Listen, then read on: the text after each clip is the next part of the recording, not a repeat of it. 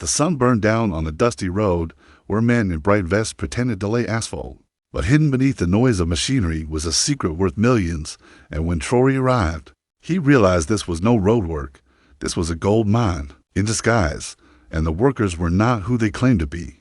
The heat was merciless that morning as President Ibrahim Traoré's convoy rolled toward the northern border, where word had spread about a major new road construction project. Officially, it was said to be funded by a foreign development agency to connect isolated villages, but something about it didn't sit right with him. As soon as they arrived, his trained eyes caught details the average passerby might miss. The road itself stretched barely a few hundred meters, yet dozens of heavy machines stood idling, their engines rumbling but doing no real work. Men in brand new safety vests and helmets milled around, pretending to shovel gravel that hadn't been touched in hours.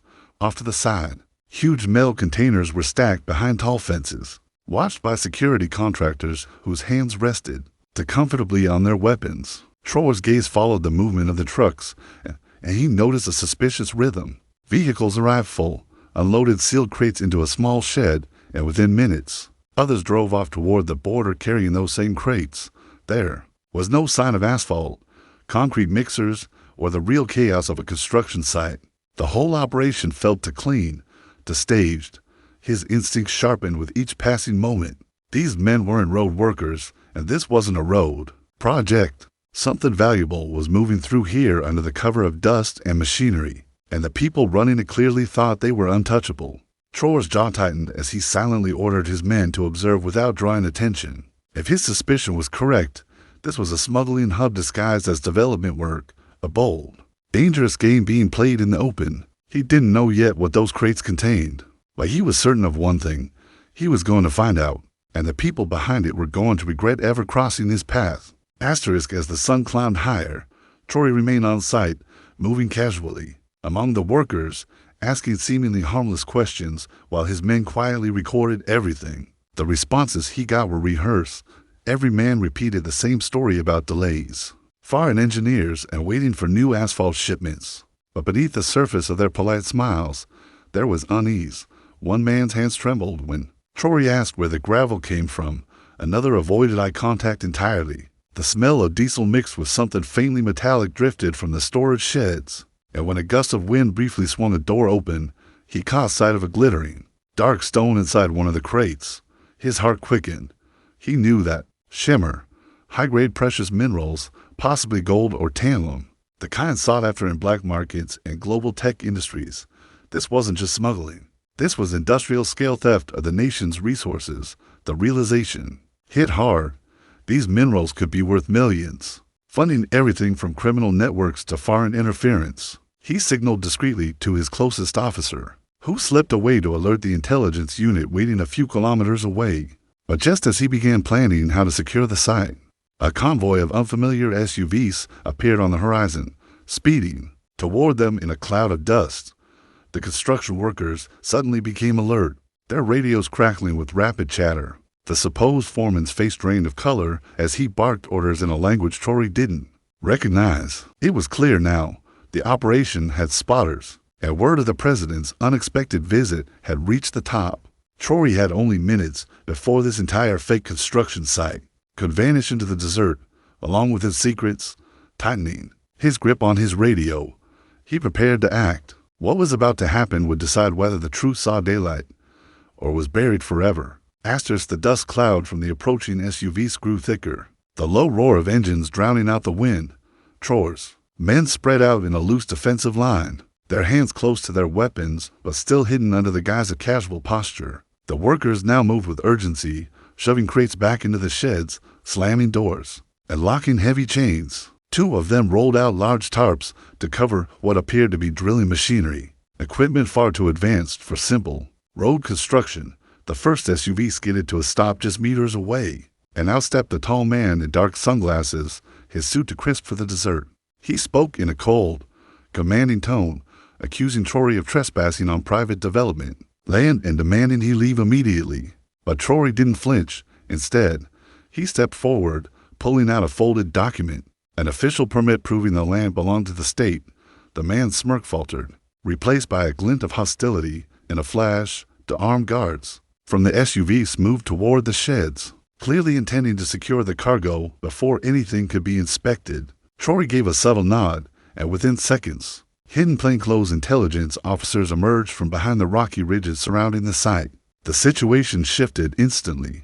The traffickers were now surrounded. A tense silence fell, broken only by the metallic click of rifles being readied. The man in sunglasses tried to bluff his way out, insisting the crates contained imported cement samples. Traore didn't respond with words. Instead, he motioned for a soldier to break open one of the crates. The lid splintered, and sunlight spilled over piles of uncut, shimmering mineral stones. Undeniable evidence of the smuggling operation. Gasps erupted from some workers, and the man in sunglasses finally realized there was no way out without a fight. The moment the first crate hit the ground, spilling its glittering contents, the desert exploded with chaos. The man in sunglasses barked orders, and his armed guards swung their rifles toward Traore's team. But the president's men were faster. A burst of commands in the local dialect, and they fanned out, using the heavy machinery and trucks. For cover, gunfire cracked through the dry air, echoing across the open plain. Sand and dust kicked up in violent plumes as bullets struck the ground, rattling metal and shattering wooden crates. Some of the fake workers dropped their tools and ran for cover. Realizing the battle was far beyond their pay grade, Traore, crouched behind a bulldozer's massive wheel, signaled for the flank units to push forward. 2 soldiers moved in swiftly, disarming the guard before he could reload. The man in sunglasses tried to retreat toward his SUV, but a sharp whistle from Traore cut through the chaos, and a vehicle blocked his escape. The fight lasted minutes, but felt like hours. Finally, one last burst of resistance came from the sheds, where 2 men tried to burn documents, but were dragged out before the flames could spread.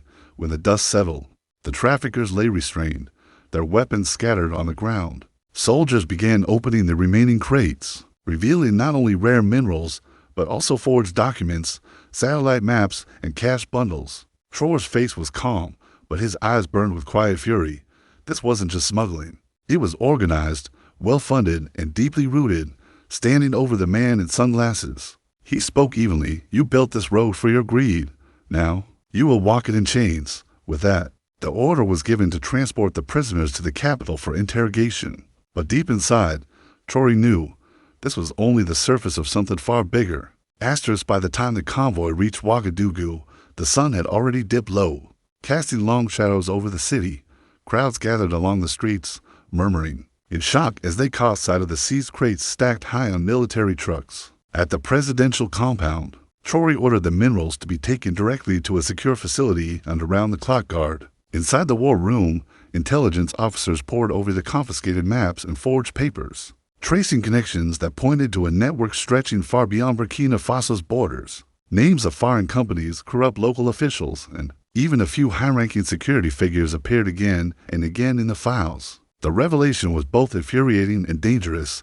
That night, in a televised address, Traore stood firm before the nation. He detailed the operation, exposing the fake road project and the smuggling ring behind it. He promised that justice would be swift, and no one, no matter their wealth, position, or foreign backing, would escape accountability. His words lit a fire in the hearts of the people, and in markets, schools, and homes, citizens spoke of a leader who refused to bow to fear. Within days, a special tribunal was formed, and arrests began across the country. The man in sunglasses and his accomplices were tried publicly, their confessions revealing how greed had sought to strip the land of its treasures. When the final verdict came, life sentences without parole, the people erupted in applause. The fake road was dismantled, replaced with a genuine infrastructure project to benefit the communities it had deceived. As Traore watched the first real stones being laid, he knew this was more than a victory over traffickers. It was a message to the world. Burkina Faso's resources belong to its people, and no false road could ever steal them again. If you enjoyed this story, don't forget to like, share, and drop your thoughts in the comments. Subscribe to Faso Histories for more gripping tales from the heart of Burkina Faso.